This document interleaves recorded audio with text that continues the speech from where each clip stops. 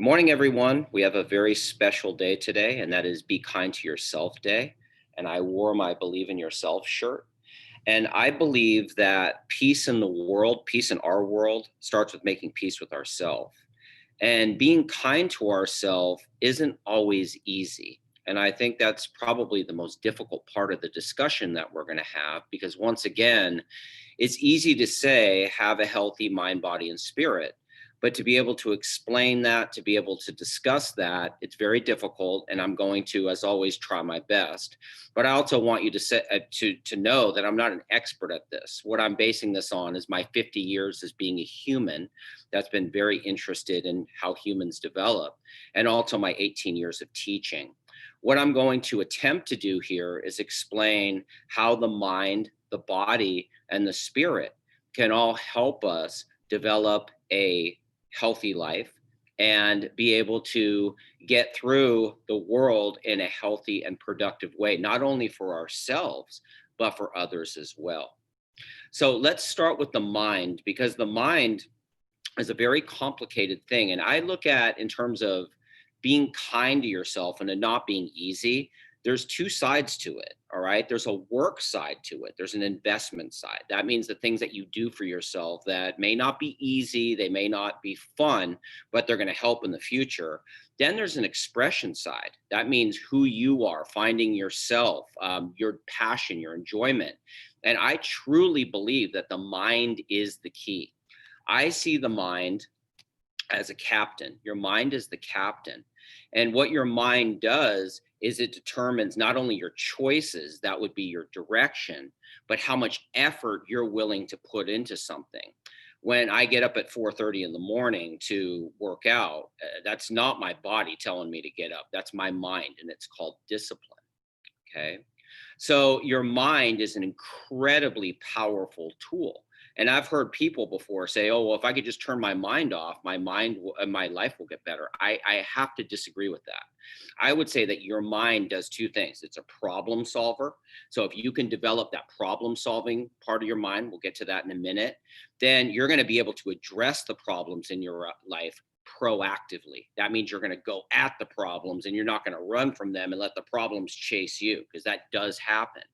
Then there's the other side of your mind, which is the expression side. And that means, how do you communicate? How do you get to know yourself? How can you create and express your ideas? And you might say, well, Mr. K, well, how do you know the mind likes a challenge? Well, let's talk about that for a minute. Back in the days of the dinosaurs, when there wasn't all this entertainment, they created games. Now, they created these games of strategy because, I mean, what else did they have to do? Watch the grass grow? And watching the grass grow might be great, but I think the brain at some certain point wants a challenge. So they created these games of strategy. Now, what's great about games of strategy? One, they teach that problem solving part of the mind. That's the problem solving part of the mind. And with problem solving comes strategy, comes execution. That means action. And it also takes discipline. Discipline means the ability to get through things that are challenging.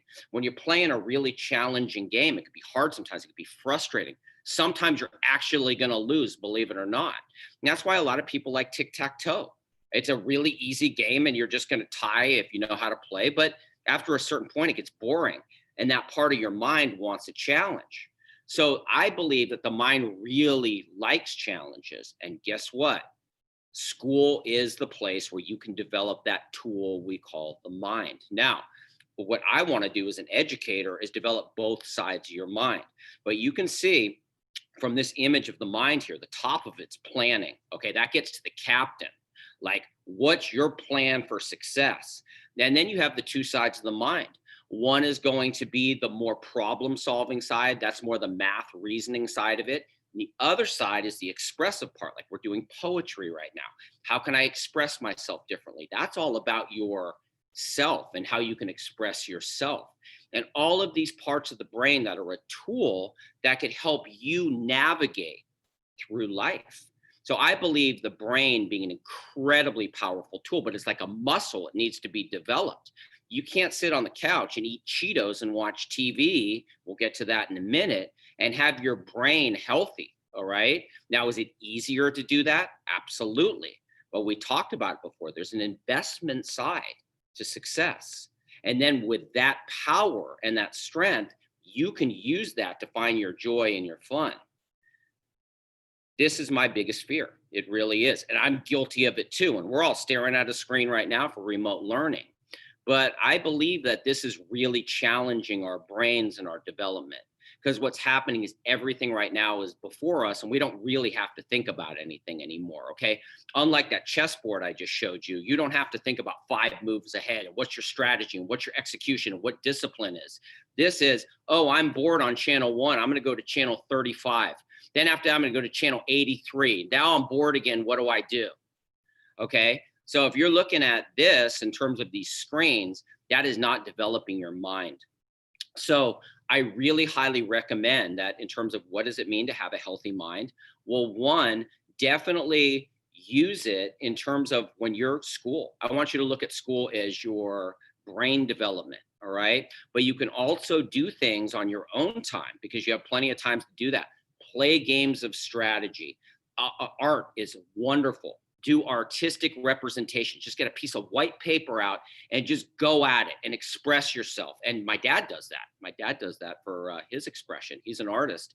And what you're doing is you're developing this brain that is going to help you get through what you need to get through, and also find things in your life that are going to be more, we'll get to that in a minute, about you and finding your true self. Now, along with the screens, your body, okay? So we go from the mind. Now your body is like a vehicle. It's a vehicle of living. That's what you use to live. And it's really interesting that people spend all this money on houses and they worry about what cars they drive.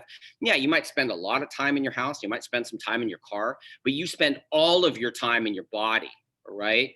Now, once again, it's not always easy to be kind to yourself with your body because it's really easy to sit there on the couch. It's really easy to just space out and be comfortable. But what comes with discipline is that you have to do things that you know are good for you. That's called an investment, something that you do now that's going to pay off later. And that comes in the form of physical activity, because I believe that the body really does like to be active. Now, what some people do, and I've been guilty of this myself, is they overdo it. All right. Oh, I'm going to get some exercise. So they go out and run like 20 miles and they go to the gym for like 6 hours and they wake up the next morning and they feel horrible. All right. Well, that's not balance, ladies and gentlemen. Okay. You don't want to abuse yourself, but what you do want to do is find a balanced activity that you can use your body, right, as a vehicle, a healthy vehicle that can help you get through the world, it help you enjoy your life, but also feel good. All right. Your body is where your feelings are. Your feelings come from your body. So your mind's like the captain and your body's like this feeling vehicle. And when it feels good, it moves well and it's optimistic. That means like feels good about what's coming up. And going out and riding your bike or even taking walks or anything that's active is highly recommended. Now, is that always easy? Not always. Is it easier to sit back on the couch and like eat Cheetos? Well, of course it is. But you have to remember there's a cause and effect for everything. You get what you put into things. All right. Now, the last one's super important. So we got the captain as the mind, and we have the body as the vehicle. That is what we use to get what we need done according to our captain, right? And we want that vehicle to feel good. Well, now we're going to get to the spirit part. Now, this is the really tricky one to talk about, but I don't see it as that tricky. I just kind of see it as our heart. And I see that what we really are is at our heart. Whenever you see somebody that's emotional about something, or if you point to yourself, if I say point to you, everyone point to you right now. Where do you point? Most people point here. There's a reason for that, right? They don't point here, they point here. I believe this is where we really are. Okay. And what we need to do is use our mind and our body to find that real part of us. Now, what is that? Well, think about any time you feel good about something or you feel in love, right? You just love it. That's because you love it. And it's something that you need to find. And you're not going to find it on TV where they're advertising things to you. And you're not going to find it in the group where everyone says you need to be this way. It's what you love, and you love it no matter what. All right. Like my mom loves ice cream. I mean, she loves it. She'll eat it in a snowstorm. Okay. That's love. But you need to find that. Well, how do you do that? Well, first of all, there has been many, many studies about connection and connecting with people. They have found that humans and animals in general, most, need human connection. Okay. And that's what's really difficult during these times, but really connecting with people and being able to share lives and energy and however you want to look at it. Because there's a saying that no person is an island. We are made to connect. And that connects not only our brains, our expressive part, how we express ourselves, but I believe it also has something to do with feeling good in general. All right. So it is important to connect with people and to have diversity. That means differences. So you can learn a little bit, because when there's differences, I always learn more about myself from people who are different than the same. If I just wanted to hang out with myself all the time and a bunch of clones of me, I mean, that'd probably be easy, but I wouldn't learn anything. Okay. When you get around people that are different, that's what I love about diversity. Whenever people talk to me about diversity, I'm like, bring it on, because that's going to teach me more, not only about the world, which I live in, but myself.